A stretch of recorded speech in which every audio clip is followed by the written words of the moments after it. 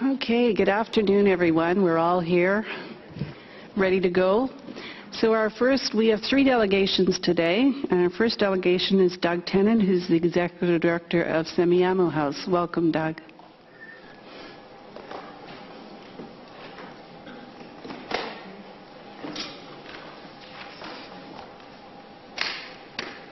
Thanks very much for having us out here. We're really thrilled to be here. We didn't bring our 100 supporters like we did last time, but we do have a couple of people here. We have Robert Brown, who is our advocate and works as president of Catalyst Community Developments. Ben Cooper's here as well as a couple of board members, Malik Mohammed, Rich Gorman, and here to my right are Roxanne Pope and Joan Pope. And I'll go quite briefly through our requests. Many of you, in fact all of you except for Councillor Woods, we've met with already, I believe, to talk about our project. It's been a project that we've been working on for 13 years now, and when I look out my office window now and see a great big hole beside our building, I'm actually thrilled that we are digging before building right now. There's a great need for housing options for people who have developmental disabilities. It was only 20 years ago that many of them came out of institutions and were moved into group homes. There still is a great need for a variety of housing. The options that people have who have developmental disabilities are really limited to something called home share, which is where they share a home with a family, or group homes. And there's not really anything else out here. And so Semiahmoo House with this project is trying to address a huge need in an innovative way that's different than what has been done in Surrey and BC and even in Canada in the past. And we're getting requests for information from all around the world with this project. It's a very innovative way to not just supply housing for people who have developmental disabilities, but because our model is inclusive and we believe in integration, it also has a side effect of providing affordable housing for the general public, something that Surrey has a great need for. You know already where the project is. It's in South Surrey behind our main office and admin support space. So the reason why Roxanne and Joan are here is I was hoping that they could, just for 2 minutes, talk a little bit about what this apartment means to them. Good afternoon. Thank you for listening to us. This housing doesn't exist. We've been residents of Surrey for the last 30 years. This is my mother, Joan, and I'm her daughter, Roxanne. And we've lived in apartments, basement suites. 6 years ago, Mom was homeless. We've managed to do this independently. Mom's done this independently for 40 years, and this project is profound. It takes away all the risk and vulnerability that is so present in developmental disabilities, people living with developmental disabilities, their lives. Financial exploitation, poor living conditions. We've gone without heat and water, and we didn't have the skills to advocate for ourselves, and I can now, but not growing up. And it's just going to take away that vulnerability and provide safe, supportive, inclusive housing, which, unless you're really a part of that community, you don't understand the absence, the deficiency in it. But as a council, you're aware of the housing situations in our city, and they are challenging, and it's just further challenging for families like us who are just trying to make a good go at it. I'm a teacher in our school district, thanks to my parents and supportive groups like Semiahmoo House Society, and it's going to let Mom realize this dream of home ownership. She's always wanted a home, and this is one that she can be proud of, and that she can call her home, and that she can call her home for the rest of her years. She's 70. And it's just so profound. I've realized the home ownership dream, which I'm so proud of, but I want her to realize it too.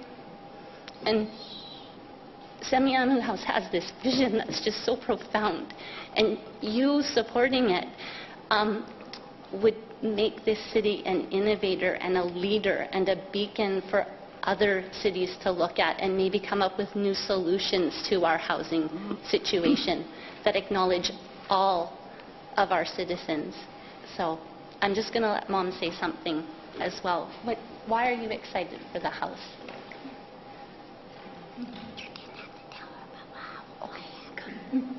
Why are you excited? Remember you said about moving?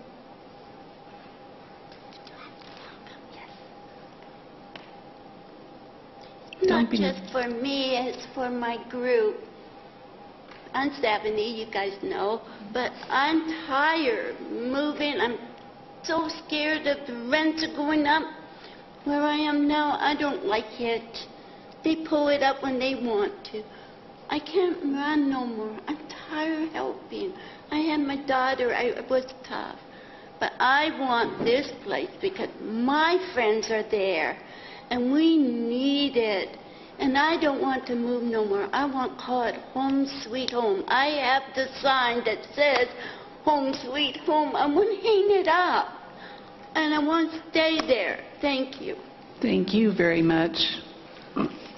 I feel like I should kind of say case closed right now, but I'm going to keep talking a little bit. The project's very unique in the fact that it's affordable and inclusive rental. That doesn't really happen. It's going to be owned by a non-for-profit forever, not a strata. It's going to be a rental building for all time. We're bringing our own land, debt-free. Support services are right next door, including our building, which can be used as amenity space. I understand, one of the first affordable purpose-built rental buildings in Surrey in 30 years or so. And it's going to be creating a real community for people with disabilities, as well as the general population. The financial summary, if you look there, you'll see that municipal fees, DCCs, etc., amount to about $1.2 million. And you'll also see that the majority of the money Semiahmoo House is bringing to the table itself. We are partnering up with BC Housing with a grant of $1.1 million, and private sector as well. Van City is investing $400,000 into the project. So when I look at big numbers like this, those are big numbers, but it's what's needed to get this project through. People with disabilities have $375 a month for shelter allowance, and that creates a gap between what the rents are, even at affordable rates, and what people can afford. We're asking the city to have a grant that will cover the gap. 10 of the units for people with disabilities, of the 20, we're going to cover off with the families and with the people with an innovative 60-year lease option. So that gap will be covered that way. But that leaves 10 units where there is a gap that's needed to be covered, and we're hoping that the city will help us with that. And a grant from the city would cover those gaps forever. So there's a chart there that you can see that a grant of $1 million would forever allow these 10 units it would allow people with the need, not just people who have the money, to move into these 10 rental apartments. The $1 million grant would work out to be about $50,000 a year that would cover this for all time. So that's our presentation, and that's our ask, and I stand open for questions, and if there's any questions I can't answer, some of the people behind me hopefully can answer them for you. Thank you, Doug. Do we have any questions from Council? Councillor Villanelle? I just have a question. Mm-hmm. The city hasn't really been involved in subsidizing housing before. That's usually a provincial responsibility. So I'm wondering if you have made this presentation to your provincial partners to talk about, the gap. Yes, we have addressed that with them, and they are coming to the table with $1.1 million, not specifically to address the gap. That's for the whole building, including the 51 units, which are at affordable rates. So they're coming forward for the capital project, but not for the subsidization? No, and that's one of the really big issues in terms of the way that the support happens, and something that we've had a great difficulty addressing. Community Living British Columbia pays the supports, but they don't pay that gap. and BC Housing does not appear ready to step in to take that gap either. And have you approached Fraser Health? We have, but we're not funded, and the people living in the building are not involved with health, so they would be funded by Community Living British Columbia. Your federal partners, have you approached the federal? We have talked with the federal people, and unfortunately, any money from the federal, from Canada, we would need to remove an equal amount from the province, the way that works. So the federal government gives the money to the province, and then the province passes it on to us. And my understanding is that if we did get money from the federal government, and we did have some grants lined up, that those would be taken dollar to dollar from. In fact, we weren't even allowed to, I believe, apply for a grant. So I think at one point we could have had about $100,000 from the federal government, but that would have meant that we would not have been able to get the $1.1 million from the provincial government. Thank you. Thank you. Councillor Hain? Thank you, Madam Chair, and Doug, you guys do great work in our community, and so the first instinct is to certainly try and help you wherever we can. Just so I understand the ask a little more clearly in terms of dollars and cents, there's $1.2 million you've indicated on municipal fees for the build-out of $15 million, and then the ask is for $50,000 a year. Is it in perpetuity in addition to those municipal fees, or would that be waiving or reduction of property taxes, or are you looking for a cash grant? Could you just define that just a little clearer? Yeah, so we explored a variety of different ways with the city staff, who I have to say have been great throughout the whole process, very helpful with us. We're not asking for a development cost charge reduction. What we're asking for is $1 million capital investment, which will allow us, through having a smaller mortgage, to have that $50,000 a year for the rest of time to cover the gap in those rents. We've investigated quite a few different avenues, just so that people here are aware, as city staff are. We've applied twice to the Homelessness and Housing Society. We've tried to apply for development cost charge waivers. We've applied for forgiveness from permitting fees. We've applied for some coverage for letters of credit to free up some of our cash. And none of these have worked out for a variety of reasons. So we're sort of at the, I wouldn't say the end of our rope, but we're here. We're asking council to ask or to support us. Okay, thanks. That makes it clear. Thank you. Thank you. Mayor Hepner. Thank you. And thanks to Doug for your presentation. It's always good to see you and the good work that you do. The gap that you're looking at, you've addressed 10 of them through the 60-year lease option. Why didn't you address all 20 of them through that option and then do something different with the mortgaging? Can I just better understand that? Sure. So the 60-year lease, it's really limited to people who can afford to purchase those 60-year leases. So these would be families that are purchasing. A big part of our mandate is, and we could probably have filled all 20 of those, but didn't feel right about that because there are people with disabilities who don't have that financial backing and who would not be able to afford those 60-year leases. Certainly for future projects, hopefully it's an option where we can have more people do that. So we needed to have the 10 60-year leases, one, to help finance the building as well, so we need to sell them. But two, the reason it was just 10 and not 20 is we really felt strongly that we wanted to open up the apartment to people that perhaps didn't have the financial backing that would have allowed them to purchase the lease. So this is not for the people that are... Yes, it is. It'd be 10 of the units for people with developmental disabilities. If you have a developmental disability, you get a check of $906 a month, of which $375 is for shelter, very similar to the other projects that Council has approved in Surrey. So there's still a gap there. So 10 of those will be purchased homes, and 10 of those would be...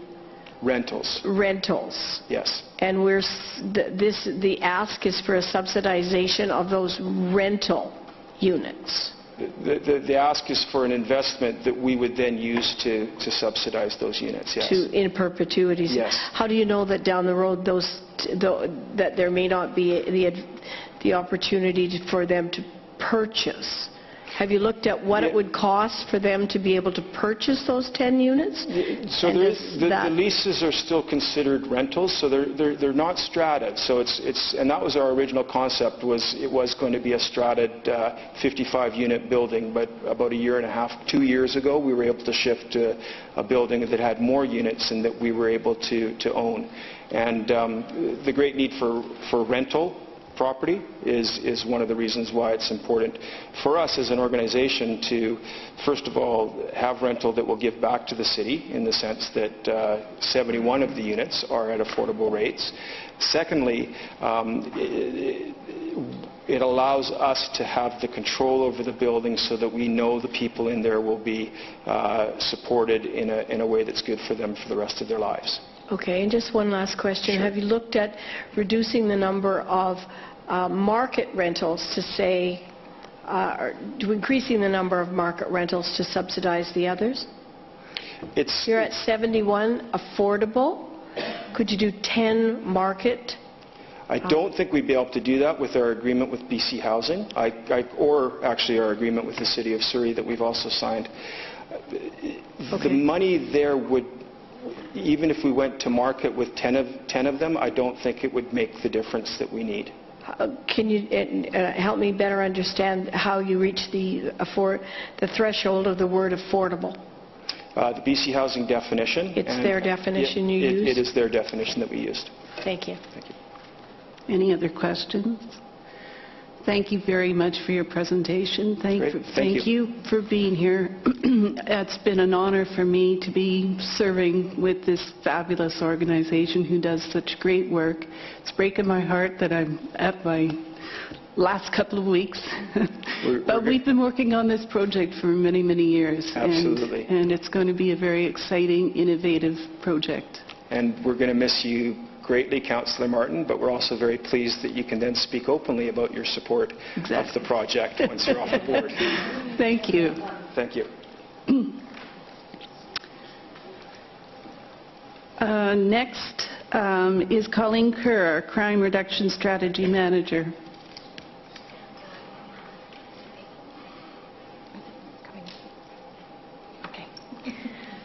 Thank you. Good afternoon, Your Worship and Honourable Council members. I am pleased to be here this afternoon alongside my colleague, partner, Senior Social Planner Aileen Murphy as the City of Staff representatives on the community-led Vulnerable Women and Girls Working Group project.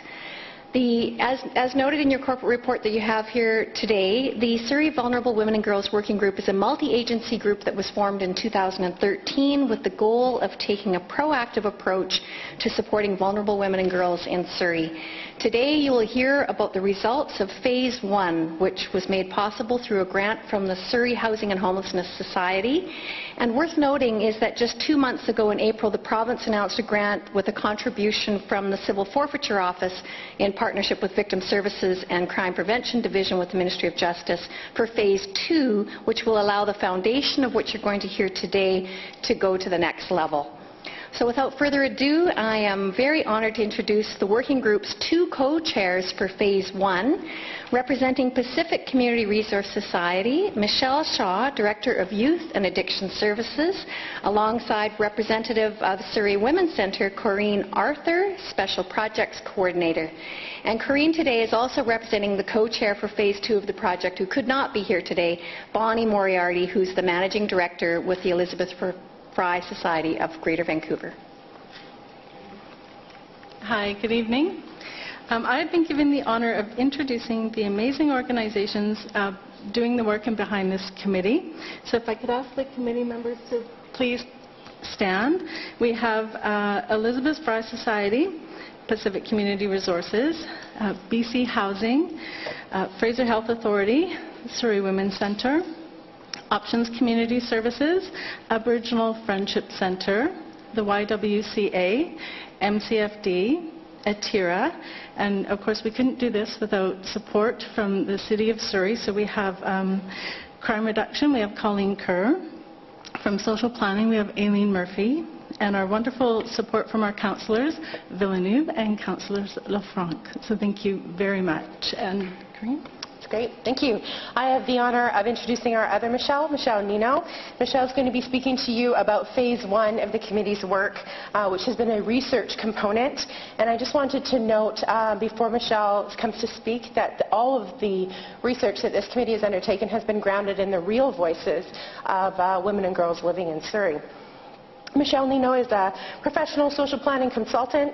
She has worked on a range of projects with government and nonprofit clients in Metro Vancouver and the Fraser Valley, including a number in Surrey over the years.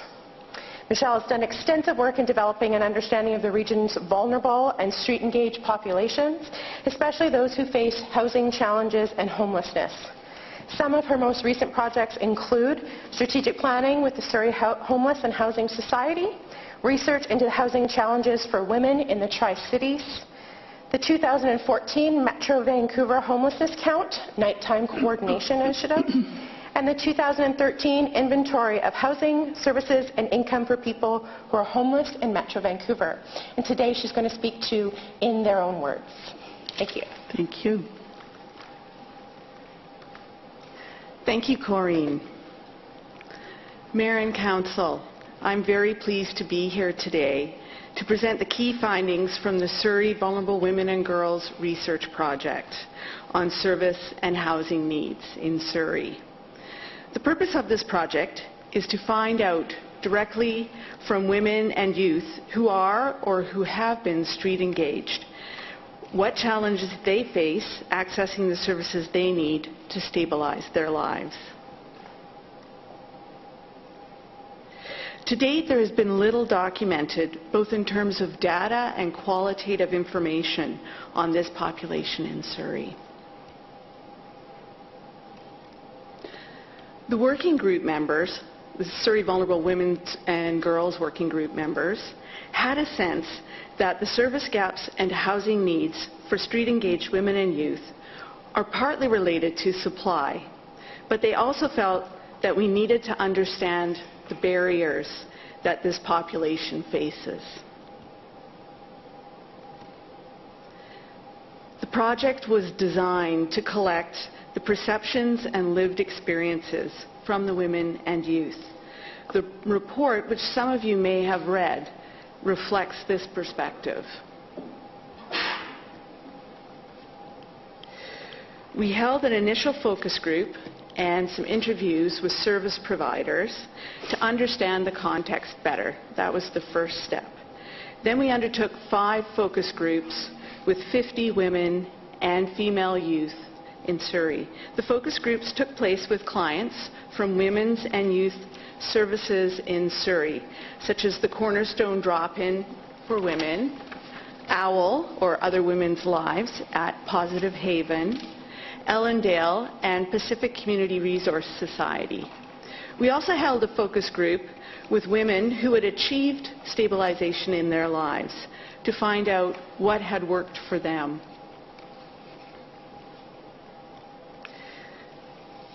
The women and youth who participated in the focus groups were either currently or formerly street engaged, which means they have experienced a combination of the following: homelessness, work in the sex economy, mental illness or untreated trauma, addiction, poverty, and fleeing domestic violence, either intimate partner or parental. In the focus group, we asked a series of questions about the services and housing that the women and youth have found useful. We also asked about what makes them want to use a service and what would keep them away from a service. We asked about what was missing for them. Their answers to these questions have been illuminating for the working group, and it's also been heartbreaking at times. I will share with you a brief synopsis of some of the key findings. So, the barriers and challenges, we'll start there. The first one identified was stigma. One of the most prevalent barriers identified by participants is how they are perceived and treated by professionals in the community, such as doctors, nurses, emergency responders, RCMP, and government ministry workers. Many focus group participants talked about feeling judged, talked down to, and discredited when they were seeking assistance. They talked of experiencing disrespect and lack of compassion by staff in a wide range of Surrey organizations. In some cases, they talked about being denied what most people would consider essential service because of who they were perceived to be. The participants attributed this treatment to a lack of proper training and experience working with street-engaged populations. They also felt that the service environment is often not designed for people from the street in mind. Navigating a complex system is another key area that came up. Participants talked about a service system that is bureaucratic and difficult to access and make sense of. They talked about how difficult it is to get the information they need.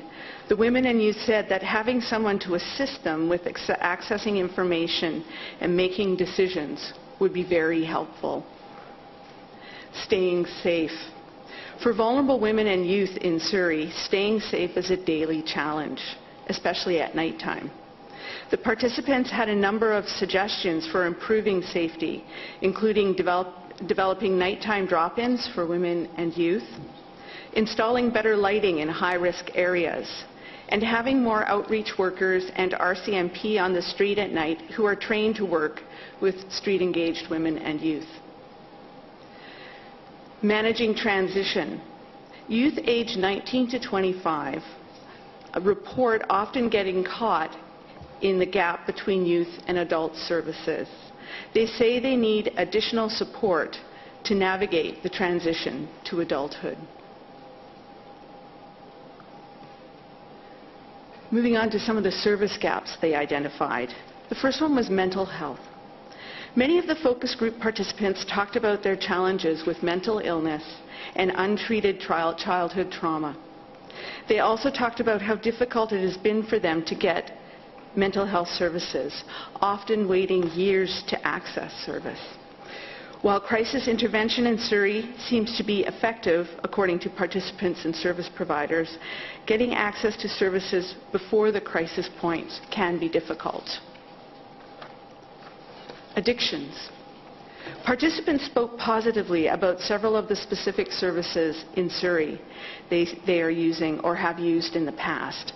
These services include Ellendale, the Sobering Centre, the Detox at Creekside, Phoenix, AA and NA meetings. Unfortunately, wait lists and time lapses in between detox treatment and recovery services can reduce the successes for women and youth who are trying to overcome addictions. Housing. Participants had a great deal to say about housing and what is needed in Surrey for vulnerable women and youth. Women who have stabilized agreed that housing is a key component to successful transition from vulnerability. It bolsters self-esteem to have your own place. It is a mark of success. It is also a difficult piece of the puzzle to sort out. A range of options are needed, especially for women who are moving from addiction to sobriety, and for those who are living with mental illness. Also, more housing for youth is needed. There is currently one 6-bed safe house for youth in Surrey. I spoke with youth who were staying at a safe house in Maple Ridge while getting service in Surrey. A few other service gaps that rise close to the top. Aboriginal services. Aboriginal services are currently very limited for women living in Surrey. According to participants in the focus groups who identified as being Aboriginal, having female Aboriginal service providers is very important, especially when first accessing services. Participants also spoke of the importance of the cultural component, citing the Sweat Lodge at Quininjatal and the traditional healing circles at the Aboriginal Friendship Centre as being very helpful. More is needed. Ongoing support. Peer support groups and individual support from a counsellor, support worker, youth worker, or social worker has been essential for most of the participants, especially youth, who have achieved stability in their lives. Building relationships can start at drop-ins, through outreach, and continue on through the healing process. More opportunities to develop these types of supportive relationships are needed. Finally, education and job placement. After leaving a street-engaged life and making positive changes, women and youth who would like to maintain their newly found stabilization require education, job training, and job placement. Low-cost options, financial resources, and ongoing support are needed to make education and job training and placement successful. I'm going to stop here. There's much more in the report if you'd like to find out further details and read more direct quotes from the women and youth. Although the report is entitled Final Report, it's really just the beginning of the conversation. We are fortunate that this report is not going to gather dust.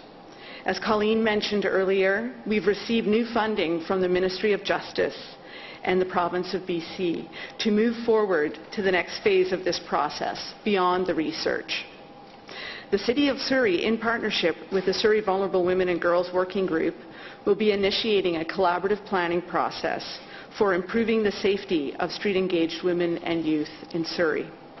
The process will involve workshops with community leaders and a reference group of women and youth. The goal of this process is to develop a collaborative community response to some of the issues that the women and youth raised during the focus groups. The project will be complete in December. I'll wrap up my presentation here, but we would be happy to answer any questions that you have. Thank you. Thank you very much. Do we have any questions? No? Yes? I do. Okay, Councillor Well, Vallon. I just have a point. I want to acknowledge the work on this project that you've done. Michelle, she presented to our Social Policy Advisory Committee, and we were very moved, first of all, with the organization of the report and the fact that you went directly to people that are experiencing challenges. Mm-hmm. And I thought it was a very moving report that wants us it makes us want to continue working on the issue, and it really was in response to some issues and deaths in the city. Mm-hmm. So I want to acknowledge all the people in the organizations that are participating, because there's been a real dedication to this issue, and they're all busy people, but they have really worked hard to move this issue forward. So thank you so much for that effort.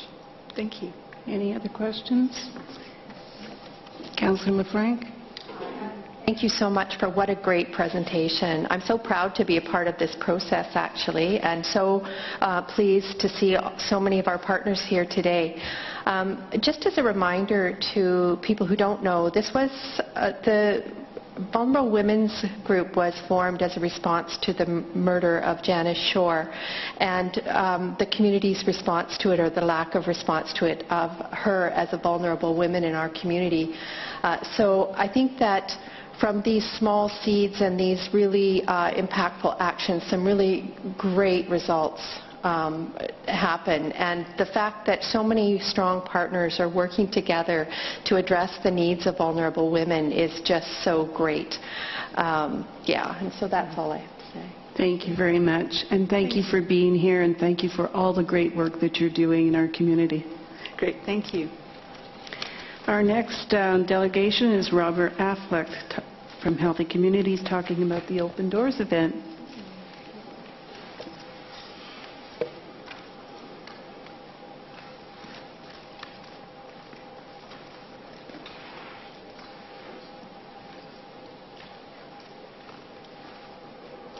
Hello, good afternoon. I'd like to begin by thanking Mayor and Council for providing me this opportunity to talk about this very exciting event today. So I'll just begin. So Surrey Doors Open is actually the 4th annual event. This year we're hosting an event on Saturday, June 27th from 11 to 4, and our opening ceremonies are going to be at Newton Recreation Centre, which is also part of the Newton Festival. and it's at 1 p.m. and I hope to see everybody there. This year we have 39 exciting sites across Surrey in the city centre, Bear Creek, Newton and Cloverdale areas. And basically Doors Open provides people an exciting experience to look behind the scenes at all the different venues here in Surrey, looking at our culture, our history, art and architecture. There's all kinds of activities for people of all ages, from little kids to seniors to families. There's guided tours. A lot of the venues offer free food and much, much more.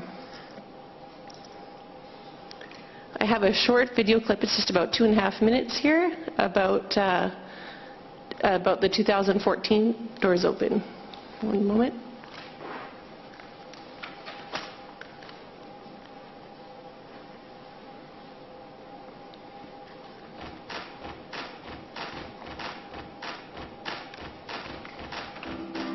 I'm very happy to talk to the community about the Doors Open event. This is actually our 3rd annual event. We started out Doors Open, came out of our Social Policy Advisory Committee, because we want to make sure that Surrey is a welcoming and inclusive community. And Doors Open was started in France in 1984 and has sort of spread throughout the world. I actually saw the project in Toronto and thought this is perfect for Surrey, because we have such a new, enlivened, diverse community. It gives people an opportunity to give tours in their own city. And because Surrey is so large geographically, we have some very distinct communities and neighborhoods. So it's a day for everybody to explore what's in their neighborhood and to meet their neighbors. And there's 48 different venues that are open for people to go into, everything from fire stations to community police stations, to temples, to all of our city's recreational facilities. We have markets that are open on the street, artisan markets, and we have a wonderful new community festival that we're partnering with this year. And we have the Wally Festival that's in the city centre area that's also participating. And in Cloverdale, they have a new truck museum, and it's full of old trucks and antique trucks, and the rail cars are participating in the downtown area. And the Legion, which has a week-long event with big tanks, so I think it's a great opportunity for families to get out with each other, it's all free, and enjoy their city, share some of the history of the city, which is talked about in a number of these venues. And there's family events going on in all the different venues as well. So they can ride the trolley car between venues. It's lots of fun. And then stop and do some activities. There's food in different venues along the way. So it's just a way for all of us to celebrate our community here.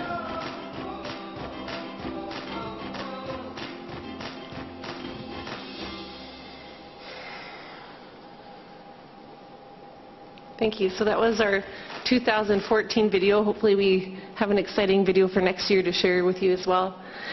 So for 2015, we have, as I mentioned, we have the 38 sites. This year we have a little bit less than last year, and the reason for that is we became a little bit more strict in the venues that are applying. We wanted to stick to it being of relevance to art, culture, or heritage. And so some of the venues that didn't really fall within those parameters are no longer part of Doors Open, but we have some exciting new venues that we added this year. So one of which is the Coinchetel Aboriginal Society, the Fraser Regional Aboriginal Friendship Centre, or FRAFCA, the Surrey Arts Centre, and in Cloverdale, the Honeybee Centre, which is really exciting. They're going to be providing honeybee demonstrations throughout the day, and so definitely go check that out. So these are just some images of Doors Open over the past few years. Up at the top here is the opening ceremonies for Surrey Doors Open and the Newton Festival. And then the Honeybee Centre, which is a new facility this year, a new venue. And then the Surrey Jamia Masjid Mosque. And then also down on the left is the Bear Creek Train. And then at the top here is Park Play Palooza. We have a number of different festivals for people to go to. And then we've got Surrey Simon Fraser University is open, the Fraser Valley Railway, so you can take a ride on a historical train. The image down below is a RCMP office in Wally that's open, and so children can have an opportunity to try on a red surge. So Surrey Doors Open has a great deal of support and a lot from our community, as well as it's chaired by Councillor Judy Villeneuve, who has chaired it for the last 4 years. Thank you, Councillor Villeneuve. The project lead is myself from Healthy Communities, and then we have a number of interdepartmental staff, so from planning, from planning right now as far as in Healthy Communities, and then representatives from the Arts Council of Surrey, the Newton BIA, City Centre BIA, Cloverdale BIA, Surrey Neighbouring Face, SFU Surrey, and Success. And then as part of the planning, we also have community meetings throughout the year. So we have 3 community meetings leading up to the event. And these meetings are held in Cloverdale, North Surrey, and Bear Creek and Newton. And this is an excellent way to engage the community in planning Doors Open so that they have a say in what actually happens in Doors Open. It's also a great opportunity for the community members to get to know each other, engage in one another, and find out what each of the other venues has to offer. So we also have a number of volunteers that help support this event. So last year we had 75 City of Surrey volunteers, and this year we're recruiting about the same. And these volunteers log a lot of hours. So last year they provide us 479 volunteer hours, which is great. This year for Surrey Doors Open, we also added a new role, which is a Surrey Doors Open ambassador, who goes and represents Surrey Doors Open at a number of events throughout the year, and also goes and speaks to businesses and nonprofit organizations about what Surrey Doors Open is. So we were very excited this year to work with our marketing team to create a new look for Surrey Doors Open, if you haven't yet had the opportunity to see it. So we have a new, fresher, more modern look, as you can see here. I'm just going to run through a few examples of what the marketing team here has developed for us. We have this new tagline, the SDO stands for Surrey Doors Open. This is just an example of our Save the Date. But what we were trying to do is create a more inclusive look that's clean and fresh and easy to read with a lot of images. This is an image of the poster and a rack card. And then our new brochure, which I have here, and I'll distribute it later as well. But on our brochure now, we've again made it a lot cleaner and easier to read, and it shows the transportation routes, because we also offer free transportation throughout the day in all of the communities that Surrey Doors Open is in. And on the map, you can see the different transportation routes, and it also lists all the venues on the brochure. And then new this year, we've also added this Surrey Doors Open t-shirt. So all of the volunteers and staff that are involved in Surrey Doors Open will have this bright blue Surrey Doors Open shirt, which is hopefully going to grab people's attention, but also provides people the website so they can, while they're out and about experiencing Surrey Doors Open, they can click on the website and find out what more venues are nearby, etc. So this year we've also updated our website. So this right here is just a glimpse of what the website actually looks like. For this year we have, each venue will actually have its own little web page that you can click on, and you would be brought to a page that actually has more information about what that venue has to offer, what you might experience there, if there are tours and things like that offered. And the most exciting part, at least for me, is this map, which is really great actually on your mobile device, which we find a lot of people, when they're experiencing Doors Open, are using a mobile device. And so on this map, you can zoom in and click on it and find out what venues are nearby. And once you click on it, so for example, here's City Centre Library, you could find out when it's opened, the accessible options, if there's parking, etc., and then find out what you might experience when you're at City Centre Library. So this is a new function that we've added to the website this year. As I mentioned, we have transportation in all the communities that Surrey Doors Open operates in, and it's free hop-on, hop-off trolley and bus services. So this increases accessibility, it allows for more participation, and then this year what we've added is historical guides on some of our trolleys and buses. So for instance, in Cloverdale, we actually have historians on the buses talking about and pointing out some of the interesting historical facts about Cloverdale, and then we're also going to be doing the same thing in Newton, and we're continuing to recruit some local historians for the North Surrey area as well. So this is just a glimpse of the transportation route in Cloverdale. And so we have 2 trolleys running throughout the day, departing every 30 minutes. And it's just a hop-on, hop-off experience. And like I mentioned, while on the trolley, the historian will be pointing out all the interesting historical facts of Cloverdale. This is a new route that we added this year to bring people up to the Honeybee Centre so that they can experience the demonstrations which will be happening there, so you can check out all the bees and learn everything about bees. This is the Newton transportation route. So this year we've actually moved a trolley into Newton, and again we're going to have a staff that's going to be pointing out all of the historical facts about Newton. This is the city centre or Bear Creek route as well. And again, this is actually 2 city buses that are running every 30 minutes. So this actually is unique to Surrey Doors Open. In Vancouver, they run a Doors Open as well, but they don't actually offer free transportation as of last year. And so just last year, in terms of our feedback, 96% of our volunteers responded, felt that they were prepared that day, and 100% actually felt supported at the sites, which shows a lot, and it says a lot about the sites and what a great deal of work that they're doing to provide a welcoming experience for volunteers. 100% of our venue leaders indicated that they would participate again next year, which is great, and they've all said that they want to return this year, which is why they're there. And in terms of attendees, 98% of attendees said that they would participate again this year, so that's great feedback. In terms of the impact that Doors Open has, it definitely celebrates the historical, cultural, architectural, and artistic diversity here in Surrey. It creates a welcoming, inclusive atmosphere. It's a giant open house where everyone can come and explore the venues that they may not have walked in before. It builds awareness and understanding. They can explore the different sites and get a better, stronger awareness of the different religious sites, etc., that they may not have felt comfortable attending before. It's also positive community engagement through the committees, through the advisory committee and also through our community committees as well. Obviously the volunteer engagement. And then in terms of our event participation, as you can see, it's almost doubled every year. So in 2012, we had just over 3,000. 2013, just over 7,000. And last year, we had 13,868. So hopefully, we're going to continue to see that increase every year. We'd like to also thank our sponsors this year, so Bell Media, QMFM, 102.7, Virgin Radio, Shaw Multicultural, Miss 604, 93.7, and then the Indo-Canadian Times, which really help us promote this event. And that is everything. Thank you very much for letting us share. Thank you, Robin. Is there any questions or any?